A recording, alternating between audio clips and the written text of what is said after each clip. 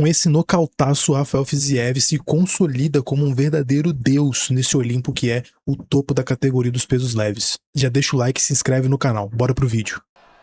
Nossa! Rafael Fiziev foi uma promessa do UFC que teve uma sequência de vitórias ótimas contra bons lutadores, né? Teve Renato Moicano, teve Rafael dos Anjos nessa sequência de vitórias, só que ele passou por uma sequência de derrotas após enfrentar o Justin Gaethje, né? Perdeu uma luta dura que no dia que eu assisti vi vitória do Fiziev, né? Ou talvez a gente precise olhar de novo essa luta, ainda mais agora, né? Com o Justin Gaethje como campeão. Passou por uma lesão durante a luta contra o Ganrot, que era mais uma luta lá em cima no top 5 da categoria dos pesos leves, e depois passou por uma sequência ruim, pegou luta em cima da hora, só que sempre que ele foi testado contra um cara que tava querendo pedir passagem para esse Olimpo, que é a categoria dos pesos leves, ele barrou o cara, com exceção do Maurício Ruffi, que é uma promessa, né, que a gente acredita nele, acredita que ele tem realmente potencial para ser campeão, então não é demérito nenhum perder para ele, mas quando ele foi testado contra o Barramontes, ele parou o Barramontes com facilidade, e agora foi testado de novo contra um outro prospecto, do mesmo jeito que o Barramontes era um prospecto, o Torres parou ele em grande estilo, por isso que eu digo que ele consolidou o lugar dele em cima do Olimpo. Né? Talvez ele não seja um dos deuses maiores, mas com certeza ele tá lá na porta, no portão, né? Um grande porteiro do Olimpo dos pesos leves. Vamos falar um pouco agora sobre os detalhes que aconteceram na luta que chamaram a minha atenção, né? Diferente do que eu achei que ele deveria fazer, logo nos primeiros segundos de luta, ele correu para cima do Torres, né? Pressionou ele na grade, mandou uns diretos, né? Pegou, inclusive, um cruzado que ele deu, mas logo assim que o Torres resetou, e quando o Torres resetou a distância, né? Entrou numa distância que ele gosta de jogar, logo o Fiziev tratou de colocar ele pro chão, né? Pra colocar aquela pulguinha atrás da orelha dele, achei isso muito bom, e colocou ele pro chão muito bem, e logo também o Torres levantou sem muita dificuldade. Não era a intenção do Fiziev manter ele no chão, foi realmente só botar aquela pulga atrás da orelha e fez muito bem. Ainda no primeiro round, o Fiziev encaixou ótimos low kicks, né? Tanto por dentro quanto por fora, né? Com o pé da frente e com o pé de trás, né? E apresentou também uma defesa de mão extremamente viva, sabe? Quando o cara realmente tá vendo que tá sendo mandado na reta dele, e ele posiciona a defesa de uma forma inteligente, não uma forma mecanizada, como a gente treina, né? Só. Não, ele realmente estava vendo o que estava vindo e defendendo ativamente, conscientemente. Pô, acho que foi, defensivamente, foi um começo de round perfeito para ele, e ofensivamente também. Só que teve um probleminha ali no último minuto, nos últimos segundos, né? O Torres provavelmente lembrou que ele só luta um round, e todas as lutas dele, todas as vitórias dele foram no primeiro round, e cara, em 10 segundos ele causou uma quantidade de dano que talvez o Fiziev não tenha causado nos 4 minutos inteiros do round. Para começar a blitz dos últimos segundos, o Torres lança alguns golpes no clinch, é uma joelhada na guarda, reseta a distância e lança um diretaço que vara a guarda do Fiziev. A guarda estava alta, mas o diretaço varou a guarda do Fiziev, e no último segundo ele lança um jab duríssimo, que com certeza foi o golpe mais duro do round. Aquilo ali, pô, me preocupou, mas como não tinha mais nenhum segundo, e eu sabia, cara, eu falei em live, eu sabia que quando fosse pro segundo round, o Torres ia estar num lugar onde ele nunca esteve, contra um cara que ele nunca lutou. Os lutadores têm que fazer mais vezes isso, cara. Tipo, por que o Fiziev iria pro matar ou morrer no primeiro round se ele sabe que o cara nunca lutou um segundo round? O Fiziev já fez 3 rounds com o Justin Gaethje, né? Então não precisava passar por um risco desse. E ele fez certíssimo, né? Ganhou o primeiro round, mesmo assim com esse jab fortíssimo no final.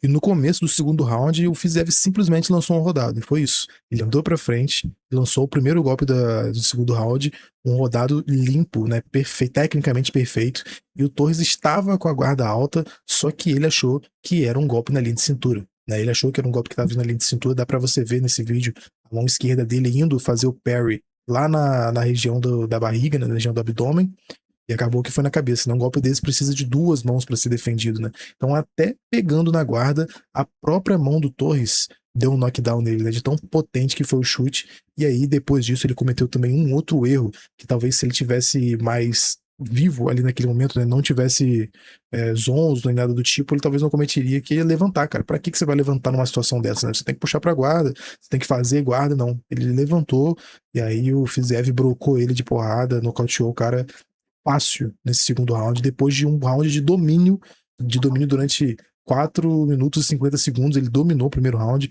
Foi só realmente esses 2 golpes que eu falei pra você, um direto dentro da guarda e depois um jabzão duro. Cara, luta fácil pro Fiziev. Fiziev realmente é um top contender. Não vai ser qualquer um que vai passar por ele. E o Maurício Ruff é bom demais. O que o futuro guarda pro Fiziev, né? Esse é o ranking, né, desse Olimpo que eu falei, dos pesos leves. Cara, ele está fora do ranking por causa desse meta ranking, né? O ranking do Zuckerberg, feito por IA, totalmente esquizofrênico. Rafa Garcia, Grant Dawson está no ranking, o Fiziev não tá, não é certo. Só que, no mínimo, ele vai estar acima do Tom Nola nessa atualização de terça-feira, de amanhã.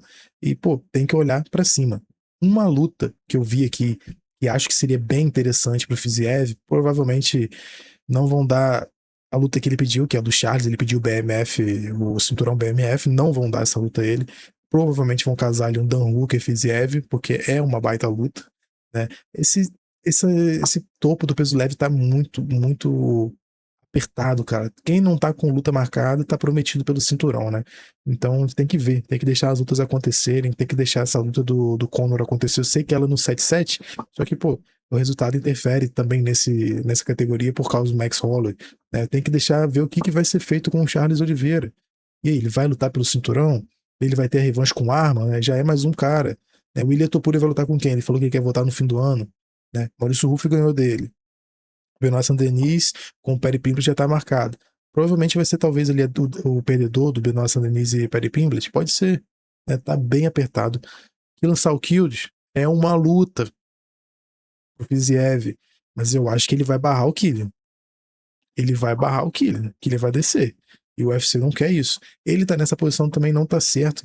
Killian Salkild tá na frente do Maurício Ruff, cara. Quem que o Killian bateu, velho? Bateu no Beneil Dariush. Foi isso.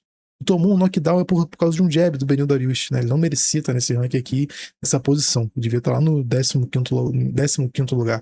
Mas todo mundo sabe que isso também não significa grandes coisas. Ainda mais feito por IA, né? Vão levar menos a sério ainda. Né? Eu não sei qual vai ser a próxima luta dele. Mas, cara, eu sou fã demais e fico muito feliz. Ele tá num novo prime, né? Ele tá num novo bom momento.